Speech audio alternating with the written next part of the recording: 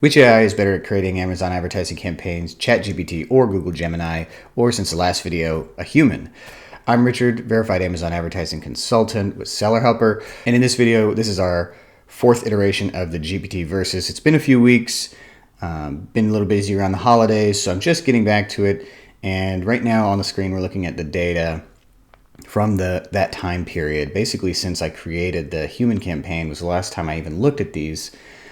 And what you can see is basically, well, they've only spent total about $50, which is not very much. But the only campaign to have achieved a sale is the human campaign. And if we look at the number of impressions, the human campaign has gotten 2,600. The Gemini campaign has had 117,000, and the ChatGPT campaign has had 3,000. So between the Gemini and the ChatGPT campaign, we're talking about 3 total clicks in that time period, which is from December 19th to today, the 28th. They've only spent $12, $12.50-ish, whereas the human campaign has had 10 clicks and has made 1 sale. That's a conversion rate of 10%, which is good.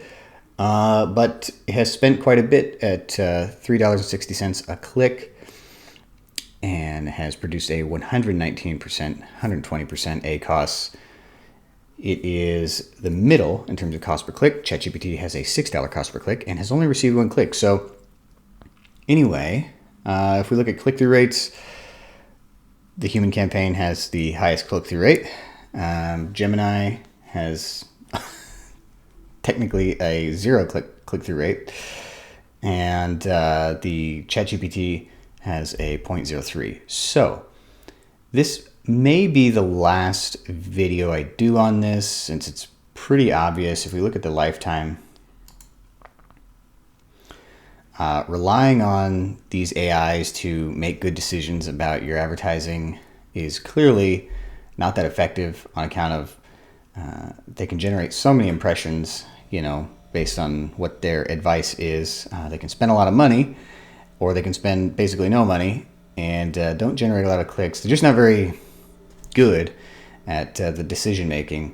Whereas even just kind of winging it here with the campaign that I built myself, you can see we generated more clicks than either of the other campaigns. Actually, either of the campaigns combined. Superior click-through rate. Have spent $40, but the GPT campaign has spent $70. And we've actually generated a sale. Now, it's not a profitable sale, but it is a sale nonetheless. And so you can see that it's just better to have a person doing your advertising, because there's an intuition that comes along with advertising. Obviously I know this product a little bit better than the GPT is going to, but it's had a lot longer period of time to attempt making a sale, and it just hasn't. Neither AI has been able to produce a sale. So that's pretty telling. And what we'll do this video is just look at the human campaign and maybe see if we can deduce why it produced a sale and the others did not. And like I said, this will probably be the final video on this, just because there's clearly a winner now. It was the human campaign. And like I said, I haven't touched these since I built that campaign, and it took it a while to make a sale. The fact that it did make a sale and did have clicks, that's pretty significant data point comparing to AIs. So we'll just go ahead and go into this campaign and see if we can figure out what made this one a superior campaign to the others. So firstly, I like to look at where the spend went. And so we just go into bidding adjustments. We can see what the distribution of spend and impressions and clicks was across the different areas. So we can see that a majority of the spend went to top search, which we wanted, obviously. That's why we have 150% adjustment there. But that's not where most of the impressions came from. Most of the impressions still did come from product pages, which is typical. And we had some rest of search, but it has a pretty good click-through rate compared to product pages. So maybe that's an area where we could allocate more ad spend for this campaign if we wanted to. Clearly, we're overbidding a little bit here on top of search, but it's also possible that we are overbidding on just a specific keyword, and we don't need to change our top of search adjustment. So then we will double check our campaign settings. Yep, we were using fixed bids. And now we want to go into our targeting.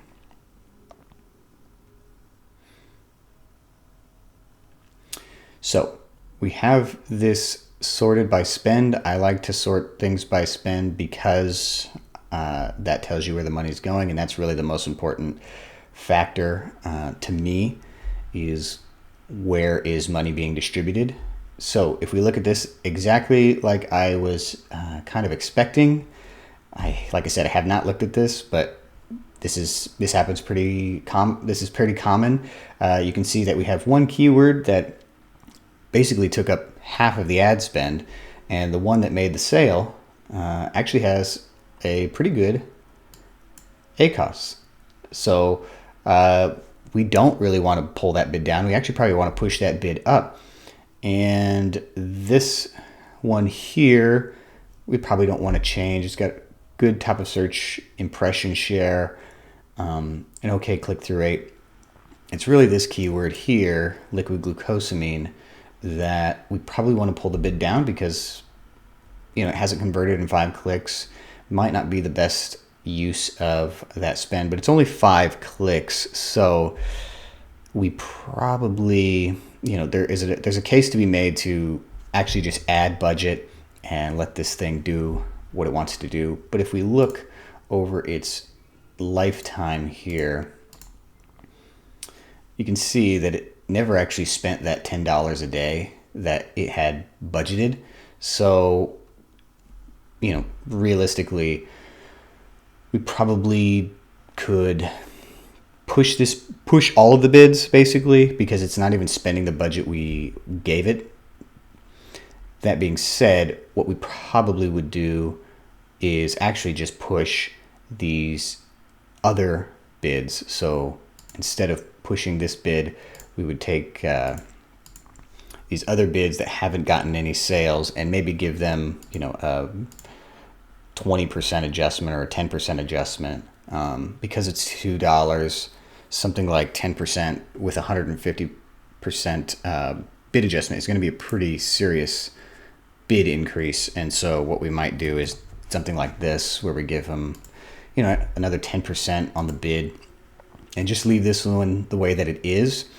Reason being is what we'd like to do is take some of that spend that was being pushed to this campaign and distribute it among these other keywords that either haven't gotten a click or, obviously in this case, has gotten a conversion. So this is probably the way that I would adjust that moving forward. Instead of lowering this bid at all, because we aren't spending that much or that frequently, I would just raise these other bids to see if we could start spending more on those, because that one clearly can get traffic at that bid, but we want to get sales. So we need more clicks from these other keywords that might be good, because they are getting impressions. So that's really how I would adjust that. If we go to the search terms, yeah, nothing really exciting there. So that is really how I would adjust that. If we go to the other campaigns, in the ChatGPT campaign, you can see that after our change on the 19th, it pretty much did nothing. If we look at impressions, we went from having, you know, pretty okay impressions at the outset, but that was spending like $10 a click, and then kind of nothing. Then we made the adjustment there, yeah, on the 19th, and it pretty much shot it in the foot, and it kind of died based on the suggestions from ChatGPT, which I didn't think were inherently bad. It said switch to fixed bids and kind of change these adjustments around, but clearly that was enough to kind of kill that campaign. And if we go to Gemini, same deal, I imagine. Although clearly it was getting impressions. if we go to its kind of full length here, actually the adjustment there on the 19th was arguably a good adjustment in the sense that we went from generating, under 1,000 impressions to generating nearly 4,000 impressions consistently. But it really didn't do anything, it still only had a couple of clicks in that time period and produced no sales. So obviously most of those impressions are going to come from product pages, which are pretty bad for this product type. Clearly it's had 2 clicks in over 117,000 impressions. That could be a product level problem, but the human campaign was able to generate a sale, because it was designed to prioritize getting traffic up here and not waste any time on these impressions, because we know that these are just not that great of impressions. Even if we look at the ChatGPT campaign, it got 3,000 impressions and no click. And if we look at the entirety of that campaign's life cycle, 15,000 no clicks. I mean, it is just not the placement for this product type to do well. And in regards to the top of search, it got clicks at a good click-through rate, but they were so expensive that it kind of didn't matter. And that was really, I guess, right at the beginning of the campaign's life. Now, we could also attack, I guess, the keyword selection in these campaigns, which was probably also a very big factor. But that's important to call out, because these campaigns, these AIs are not actually that adept at knowing what people are searching. And so that's really important factor to consider when relying on something like this is they don't know clearly, because all I did was I just pulled the data from Amazon itself and said, okay, here's what people are searching. Let's use these with some parameters around our selection. But by and large, it was just what are people actually searching? Let's use those keywords. Whereas these GPTs kind of assumed applicable keywords to target, and they're not useful. Now, had we done maybe broad or phrase match, these campaigns might have done better. But they did use some specific keywords. They just didn't produce. Like, I guess that keyword is not shared among the campaigns, but it did get clicks. It just didn't convert, and the clicks were enormously expensive, which is a big problem. So I would say that of the two, the GPT campaign, the ChatGPT campaign, was probably the better at giving you clear, concise instructions and answers, but it's not going to beat a person. It just isn't. It doesn't have the intuition that is required to make the kind of decisions that need to be made when it comes to advertising. It doesn't even seem to have good intuition when it comes to bidding adjustments, which are another huge factor. It really is not going to be that great. Basic rules from a person are going to be better at this advertising than ChatGPT or Google Gemini. It's just that obvious. It's probably not a good idea to rely on these things to learn or even make decisions with your advertising. So anyway, that's kind of the long and short of it. I don't think I'm going to do much editing. I'll probably keep the human campaign around and fix it up and just let it kind of do its thing. And maybe I'll update that in the future. But I think for now, that's kind of the end of this series. Just kind of proof positive that relying on these AI tools is actually not that functional, even though, it might sound really cool. It just isn't. Not as good as a person, and I really didn't even try that hard. So anyway, that's the end of this video and series.